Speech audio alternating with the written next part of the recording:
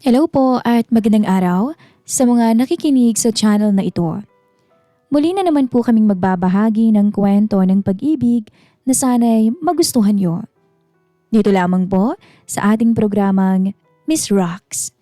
Sa mga hindi pa po nakakapag-subscribe, please click the notification bell and subscribe button para maging updated po kayo palagi sa mga story na ibabahagi namin. Thank you so much po and God bless. Si Carmina, 47 taong gulang na. Isang public school teacher na hinahangaan sa kanilang bayan. Magaling itong magturo, matalino, maganda. At kahit may edad na, napanatili nito ang kagandahan at balingkinita niyang pangangatawan. Mistisa, makinis, at may tindig na hindi mo aakalaing byuda na. Sa eskwela, lihim na pinag-uusapan siya ng mga estudyante. May mga nagkakagusto, may mga humahanga. Alam niya iyon, ramdam niya sa mga tingin pa lang. Pero hindi niya binibigyan yon ng mali siya. Para kay Carmina, guro siya at hanggang doon lang yon. Kung tutuusin, napakaswerte niya sa buhay. May sarili ng bahay, may ipon, may tindahan sa palengke na nagbibigay ng dagdag kita. Halos lahat ay nasa kanya na. Lahat, maliban sa pag-ibig. 2 taon pa lang kasi silang kasal noon ng asawa niyang si Ryan nang mamatay ito sa isang aksidente. Sa isang iglap, gumuho ang mundo niya. Walang anak, walang iniwang bakas kundi isang alaala lamang. Mula noon, sinara ni Carmina ang puso niya. Kahit marami siyang manliligaw, hindi na siya muling umibig pa dahil ayaw na niyang masaktan ulit. Ngunit may isang lalaking dumating, ibang-iba sa lahat. 29 na taong gulang, isang binata. Katiwala niya sa tindahan niya sa palengke. Si Bert ang nagbabantay, nag-aayos ng paninda doon. Kung tutuusin, may itsura naman ang binata. Maganda ang pangangatawan, higit sa lahat, may sense of humor na kausap. Napakapalabiro nito. Noong una, wala lang kay Carmina si Bert. Isa lamang siyang tauhan, isang empleyado. Ma'am, paubos na ho pala yung ibang stock. Dadagdagan ko na. Tanong ni Bert isang umaga. Ikaw na bahala. Sagot naman niya habang nagbibilang ng benta. Pero habang tumatagal, napapansin ni Carmina ang kakaiba. Kakaibang paraan ng pagtingin ni Bert. Mukhang pagod yata kayo ngayon, mama. Biro ni Bert minsan. Nako, marami lang inaasikaso. Sagot naman niya. Kung ako yan, di ko talaga kakayanin. Buti na lang talaga maganda pa rin kayo kahit pagod. Dagdag pa nito sabay ngiti.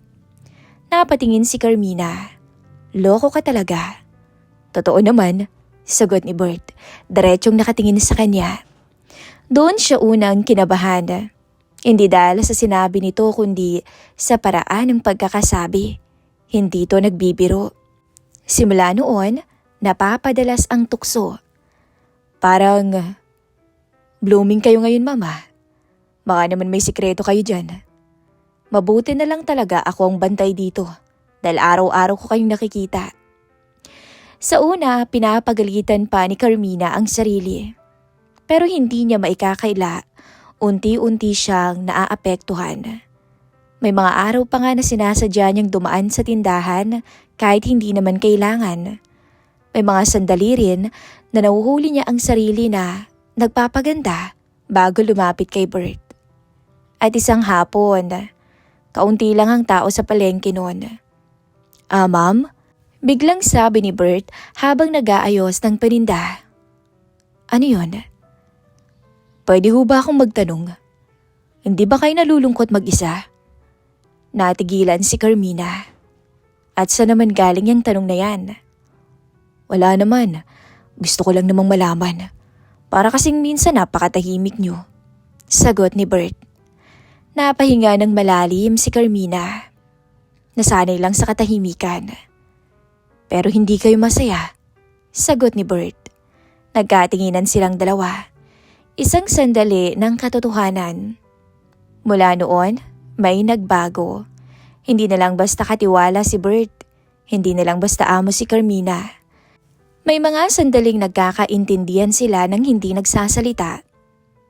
Isang gabi, inabot sila ng pagsasara ng tindahan. "Ma'am, ihahatid na lang kita," alok ni Bert. "Naku, hindi na Bert, malapit lang naman," sagot niya. "Hayaan niyo na ako, ma'am," giit nito. Sa biyahe, tahimik silang dalawa. Pero ramdam ni Carmina ang presensya ng binata. Hindi nakakatakot. Hindi rin naman nakakailang. Pero kasi, nakakaramdam siya ng kakaibang init. Pagdating sa bahay, bumaba na siya. "Salamat, Bert." Ma'am?" Tawag ni Bert bago siya tuluyang makapasok ng bahay. "Hindi naman ho masama kung maging masaya kayo ulit." Hindi nakasagot si Carmina. Tumango lang siya, tas pumasok na sa loob ng bahay. Pero buong gabi niyang iniisip ang mga salitang iyon. Sa unang pagkakataon matapos ang maraming taon, may kumalabit ulit sa puso ni Carmina. At kahit ayaw niyang aminin, alam niyang nagsisimula na ang pagbabago. Pero paano? Malaki ang diferensya ng edad nila ni Bert. Isang araw, walang pasok noon sa eskwela. Kaya imbis na manatili lang sa bahay, nagpasya na lamang siyang dumiretso sa palengke para samahan si Bert na magbantay. Matagal na rin siyang hindi nakakabantay ng buong araw. Madalas ay dumadaan lang siya, kinakamusta tapos uuwi na. Pero ngayong araw, iba ang pakiramdam niya. May kung anong dahilan na hindi niya maipaliwanag. Pagdating niya sa pwesto, naroon na si Bert, naka-t-shirt lang at bahagyang pawisan. Abala sa pag-aayos ng paninda. "Ma'am, ang agaw niyo hong napunta ngayon ah." Bungad ni Bert sabay ngiti. "Walang pasok eh," sagot ni Carmina. Sabi ko magbabantay na lang din ako." "Wow," biro ni Bert. "Parang doble yata ang swerte ko ngayon ah." Napatingin si Carmina sa kanya. "At ano na naman yun?" "Kasama ko kayo buong araw eh," sagot nito ng diretsyo. Napailing na lamang si Carmina, pero hindi niya maitago ang bahagyang ngiti. Umupo siya malapit sa tabi ni Bert. Mas malapit kaysa dati. Habang tumatagal ang oras, napapansin ni Carmina ang mga maliliit na bagay. Ang paraan ng pagngiti ni Bert, ang pagyuko nito na halos tumatamang balikat sa kanya. Ang boses itong minsan ay malapit na malapit sa tenga niya kapag may tinatanong. "Ma'am, baka naiinip na ho kayo, sabihan niyo lang ako." Saglit silang magkakatitigan. Mabilis lang naman pero sapat para makaramdam ng kakaibang init si Carmina. "Ngayon ko na lang ulit kayo nakasama mang buong araw dito sa palengke ah. Akala ko tuloy, ayaw niyo na dito.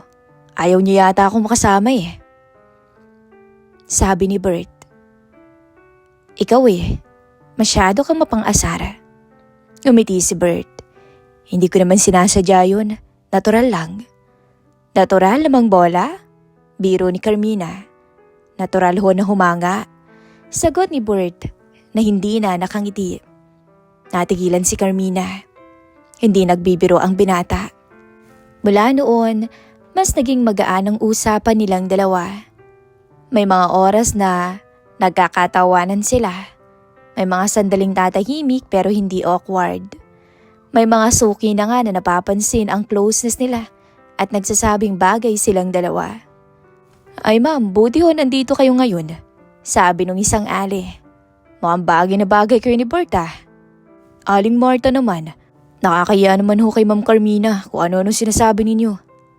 "Naku Bert, ikaw nga tong madalas magdaldal sa aming mga suki mo kung gaano kaganda si ma'am. Tapos ngayon nahihiya ka." Pulang-pula ang mukha ni Carmina nung mga oras na yun. Pero sa loob-loob niya, may kiliti. Nakaramdam siya ng kakaibang saya. Hindi siya galit, hindi rin naman siya naiilang gaya ng inaakala ni Bert. Bandang tanghali, humina ang benta. Tahimik ang palengke. "Kain muna tayo, ma'am. Alok ni Bert. Umalis muna si Bert at kumuha ng makakain.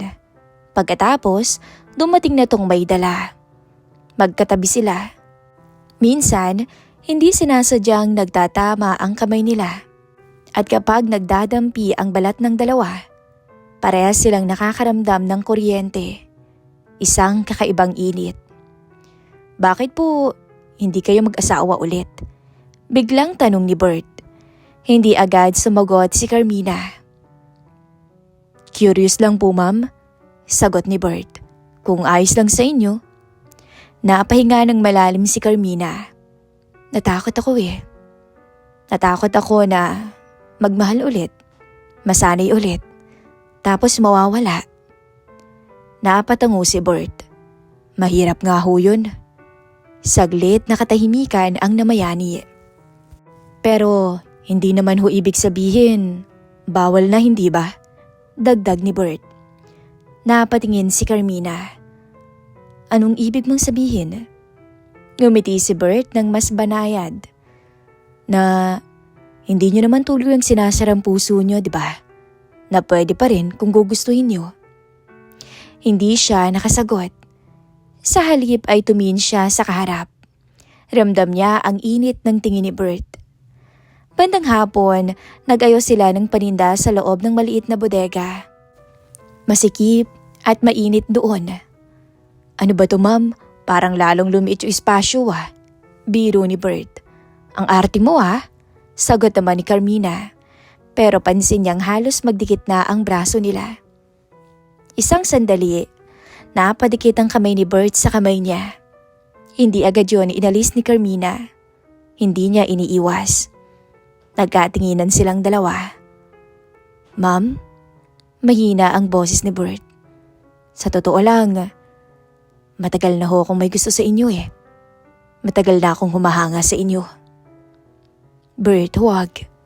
Mahinang sabi ni Carmina, pero hindi galit ang tono. Parang nakikiusap lang. Tumango si Bert. Sige ho, igagalang ko ang desisyon nyo. Hanggang sa pumayag na kayo. Tumango lamang si Carmina. Pagsapit ng gabi, nagsara na sila ng tindahan.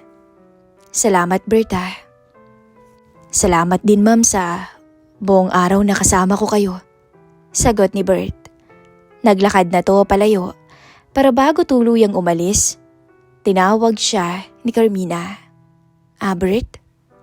Yes ma'am. Bukas ulit. See you. Napangiti si Bert. Nang gabing yon, hindi agad nakatulog si Carmina. Sa una kasing pagkakataon matapos ang matagal na panahon, may kung anong kiliti sa dibdib niya. Alam niya sa kanyang sarili na nagkakaroon na ng puwang sa puso niya ang binata. Pero pilit pa rin niya tong winawaksi dahil sa natatakot pa siya. Maaga silang nagsara ng tindahan noong gabing yon. Parehas pagod ang kanilang mga katawan. Pati na rin ang kanilang mga isip. Mula umaga hanggang hapon, halos walang tigil ang tinginan ng dalawa. Ang mga salitang bitin, ang mga galaw na parang may mga ibig sabihin. Ayos na ho ma'am, sarado na, sabi ni Bert. Tumango si Carmina.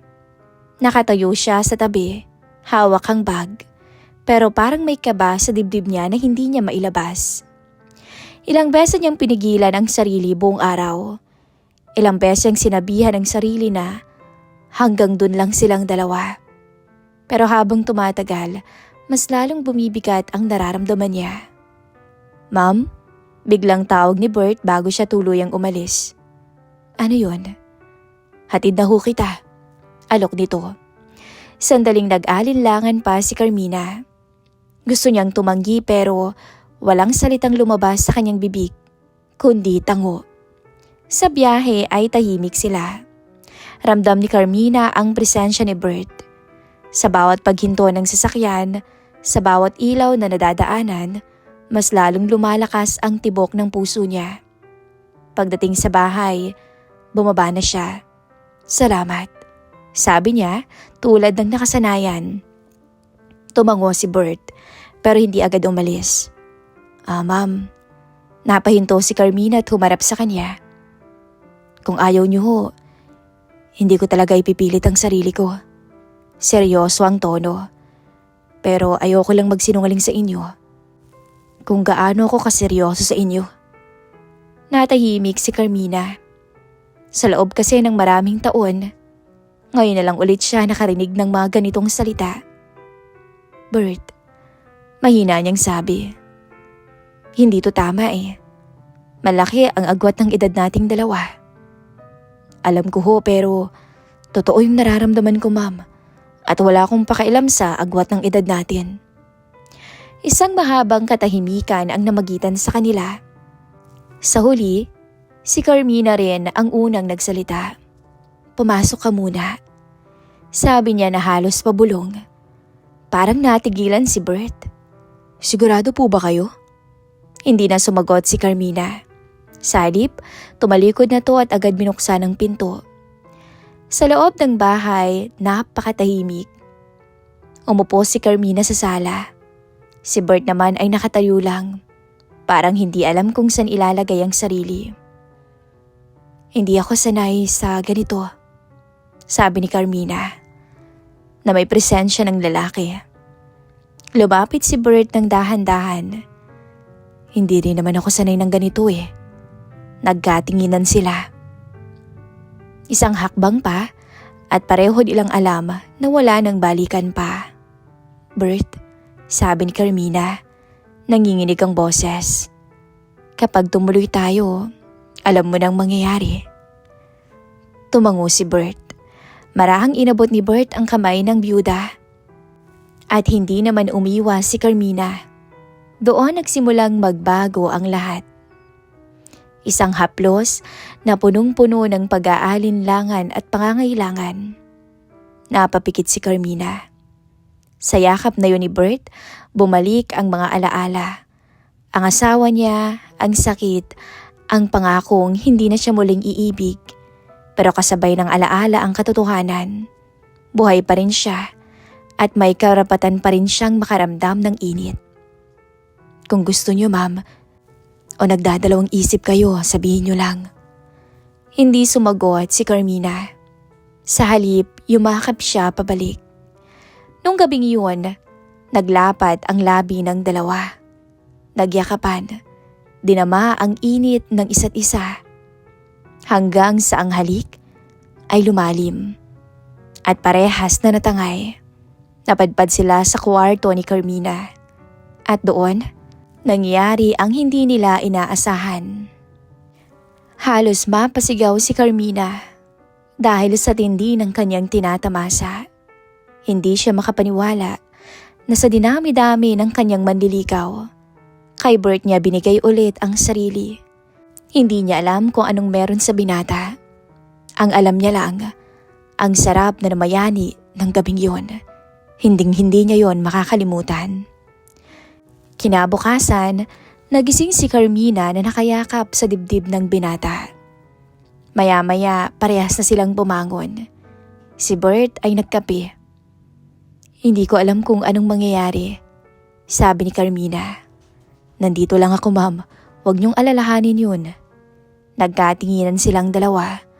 Walang pangako, walang label. Pero malinaw na may tinawid na silang linya. At mula sa araw na yun, alam ni Carmina na hindi na niya kayang bumalik sa dati. Ang tanong na lang, hanggang saan niya kayang panindigan ang desisyong yun? Mula nung gabing yun, nagbago ang takbo ng mga araw ni na Bert at Carmina. Hindi dahil may malaking pangyayari, kundi dahil sa mga simpleng sandali na paulit-ulit nilang pinipiling magsama. Pareho nilang alam kung saan sila patungo. Sa palengke, mas madalas nang magbantay si Carmina. Hindi na lang tuwing walang pasok. Minsan pagkatapos ng klase, dumadaan na siya doon. Kunwari may kukunin, pero alam nilang pareho kung bakit talaga siya naroon. Mukhang araw-araw na kayong nandito, mama. Pangaasar ni Bert. Masama ba? Sagot ni Carmina habang inaayos ang mga paninda. Hindi ho. Masaya nga eh. Dahil araw-araw din akong good mood. Napangiti si Carmina. Hindi na siya nagtatago ng ngiti kapag may hirit ang binata. Hindi na rin siya nagugulat sa kanyang sarili kapag hinahanap niya ang presensya ni Bert. Sa bawat araw, may maliliit na ritual ang dalawa. Kape sa umaga bago magbukas ng tindahan. Sabay na tanghalian sa likod kapag mahina ang benta. Kwentuhan tungkol sa mga suki at sa mga simpleng pangarap. Sa mga bagay na hindi nila masasabi kanino man. Alam mo, sabi ni Bert minsan habang nagliligpit sila, hindi ko akalaing magiging masaya ako ng ganito. Simple lang kasi, hindi tayo bata para gawing komplikado ang lahat. Napatingin si Bert sa kanya. Masaya ka ba, Carmina? Napangiti si Carmina. Hindi na siya nag-isip. Sumagot siya ng, oo naman.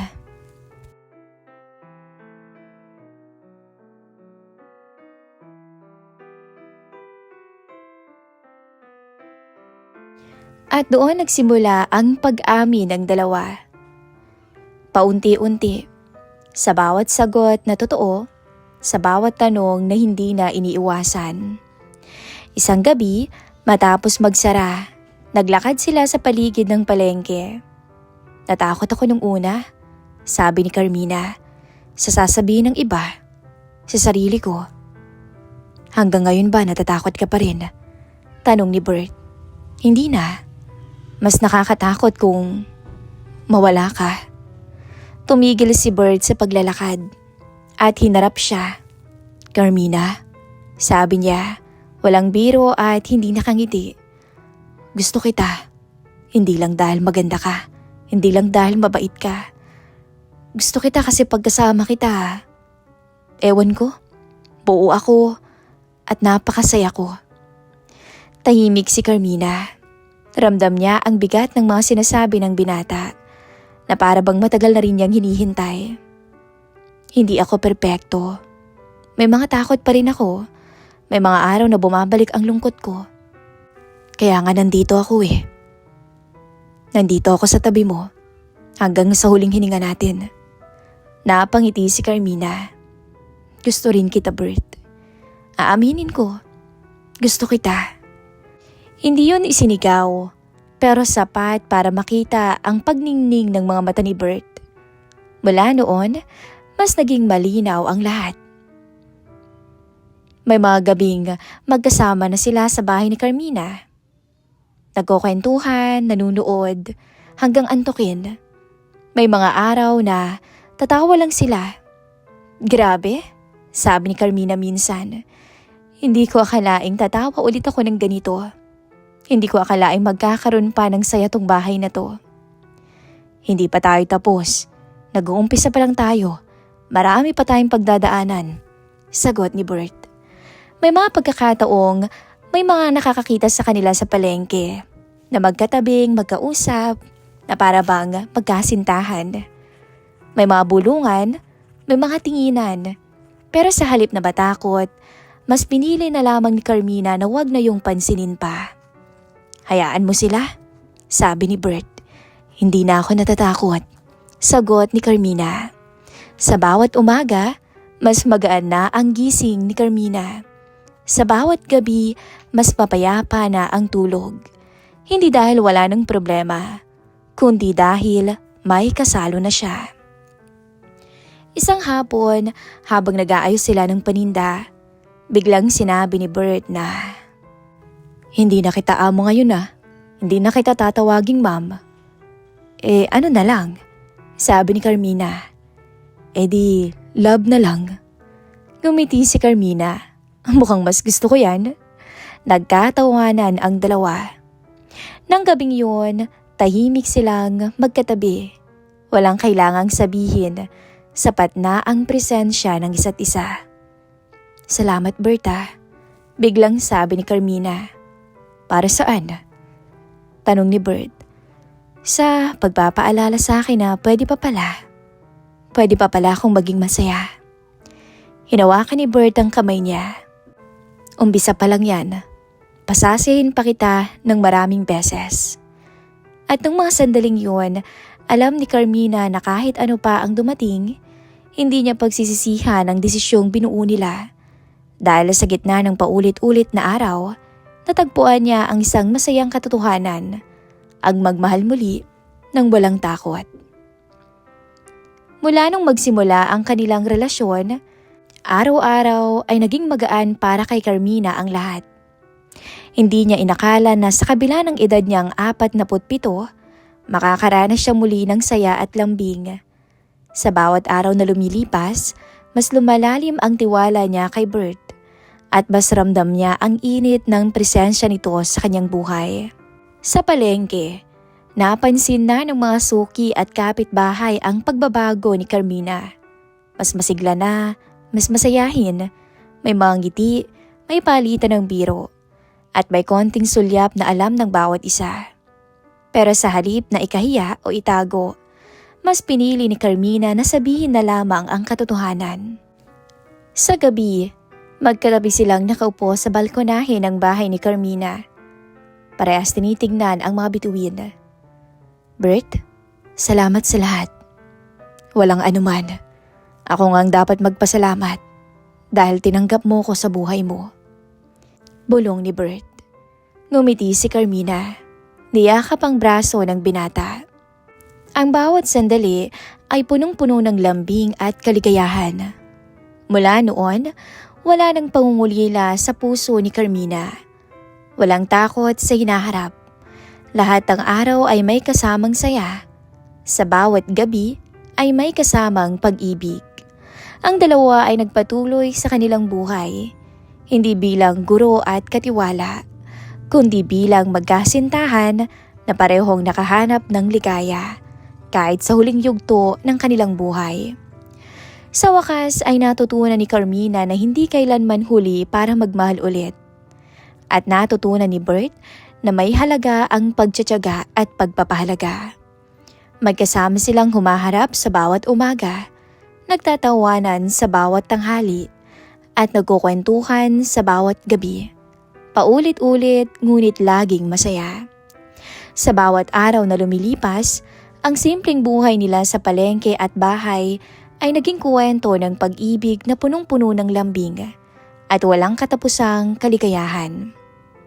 Walang panghihinayang, walang pag-aalinlangan. Tama ang bawat desisyon nila. Ang huling kabanata ng kanilang kwento ay hindi tungkol sa nakaraan, kundi sa bawat sandali ng kasalukuyan na punong-puno ng pagmamahal.